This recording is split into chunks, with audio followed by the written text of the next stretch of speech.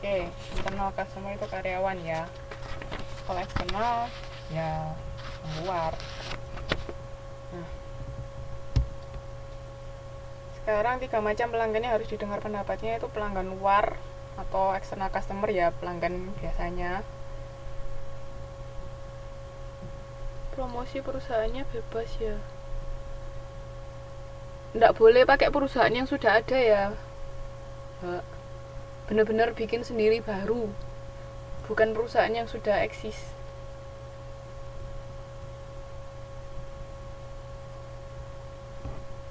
Jadi tiap kelompok ada perusahaannya apa, nanti bikin baru, jangan pakai yang sudah ada. Misalnya yang kebagian maskapai penerbangan jangan pakai Garuda atau Eva Air apa. Kan bikin perusahaan baru ceritanya. Yup yup yup.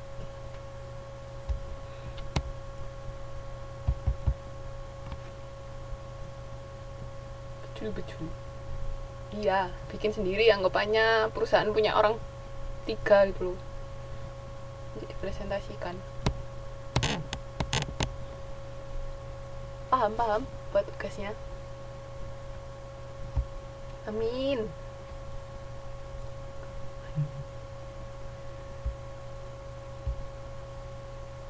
Perusahaan pesawat, bukan perusahaan pembuat pesawatnya ya, tapi yang melayani konsumen, maskapai penerbangannya. Ya kayak Garuda gitu loh mbak, tapi bikin sendiri, jangan pakai Garuda. Ya misalnya Mbak Sulistiani Sulistiani R apa terserah deh, nanti namanya terserah kok, bebas. Pokoknya perusahaannya sendiri. Ada lagi yang mau ditanyakan?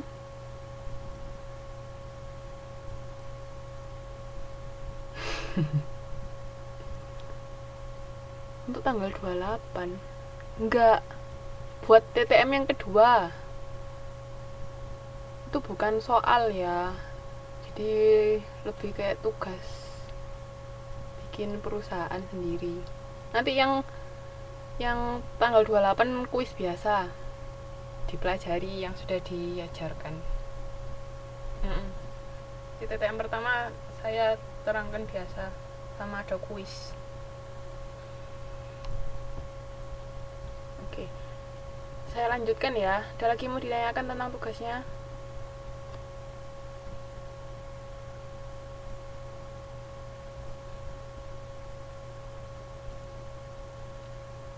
Oke, kira ya, konsep jasanya dari sisi produsen ya, kan kita yang punya usaha. Intinya mas yang berbisnis dulu mas, itu kan jenis usahanya sudah saya tentukan mbak, jadi nanti tinggal itu aja. Tinggal ngikuti. Mbak Sulistiana ke bagian apa ya, sebentar saya kok nggak ingat.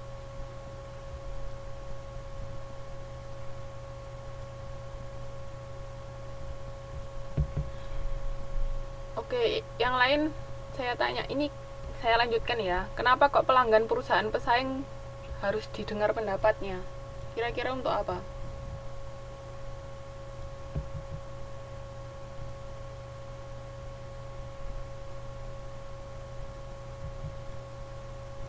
Sebentar saya lihatkan.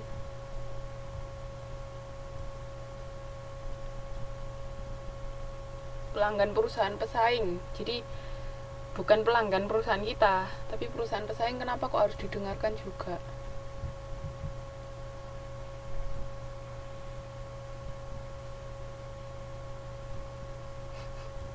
Oh ya.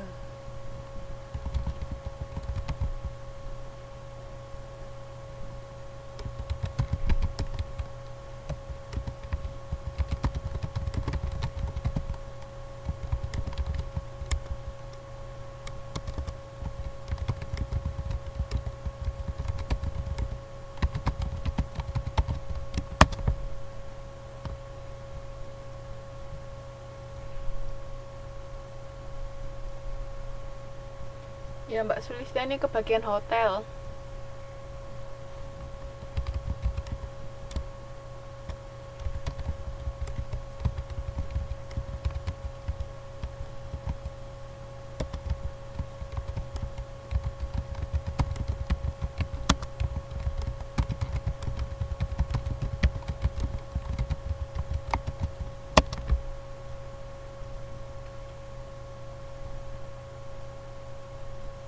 Untuk mengurangi ke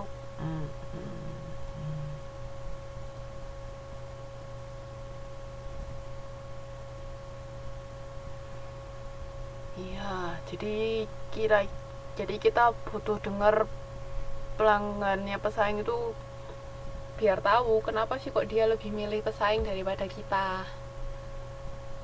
Kenapa kok nggak milih perusahaan kita aja? Apa ada yang misalnya kurang di perusahaan kita, atau ada yang nggak bisa memenuhi keinginan pelanggan kayak gitu. Nah tapi biasanya kalau kayak gitu jangan bener-bener macak orang yang lagi tanya ya. Bisa aja pura-pura juga datang ke tempatnya pesaing, terus sama-sama jadi pembeli, terus pura-pura ngobrol-ngobrol, kenapa kok suka ini nah kayak gitu. Tapi jangan bener-bener datang terus ditanyain, nanti dari mana kan pasti nggak mau jawab kalau konsumen tahu kayak gitu.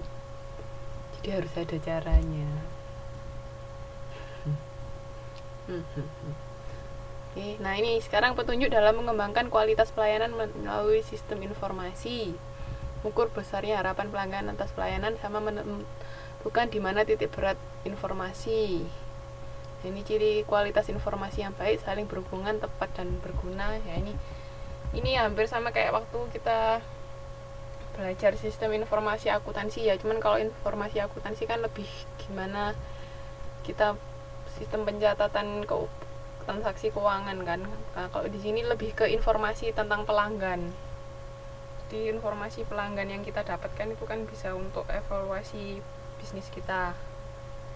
Jadi misalnya saat ini trennya, misalnya tren pakaian, kalau di Taiwan kan ada 4 musim. Nah kalau sekarang misalnya sekarang musim apa? Fall, musim gugur, biasanya pakaiannya seperti apa. Nah itu kan informasi yang update saat ini. Jangan sampai ini misalnya fall terus nanti masuk winter tapi kita masih jualan baju musim panas misalnya, itu kan nggak cocok banget. Di sini lebih ke informasi tentang pelanggan, informasi yang digunakan. Jadi kan kalau akuntansi kan lebih ke informasi keuangannya gimana, kalau di sini lebih informasi pelanggannya gimana. Itu terus juga misalnya di Indonesia kan nggak mungkin kita jual baju winter, yo keringetan semua orangnya nanti, sumuk.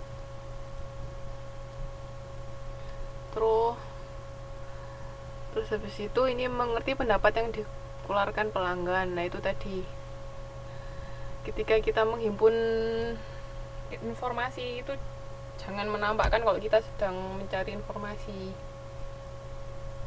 Jadi harus cari orang yang tepat untuk cari informasi. Oke, biasanya ada bagiannya sendiri, orang pemasaran biasanya yang terus menghubungkan kinerja pelayanan dengan output yang dihasilkan oleh perusahaan sama menjangkau seluruh pegawai. Nah jangan lupa juga karyawan itu perlu didengarkan karena dia kan yang berhadapan langsung sama pelanggan, jadi dia yang lebih tahu medan. Kira-kira biasanya pelanggan itu komplainnya tentang apa, atau mereka pengennya ada tambahan apa. Nah itu kan yang tahu karyawan, kan nggak mungkin pihak yang manajemen ke atasnya kan terjun langsung, kan enggak. Yang berhadapan langsung sama konsumen karyawan, jadi makanya karyawan kita harus juga didengarkan. Kalau bisa ya diajak andil, diajak kalau waktu ada pengambilan keputusan apa atau rapat apa, evaluasi apa-apa, nah itu juga harus didengarkan.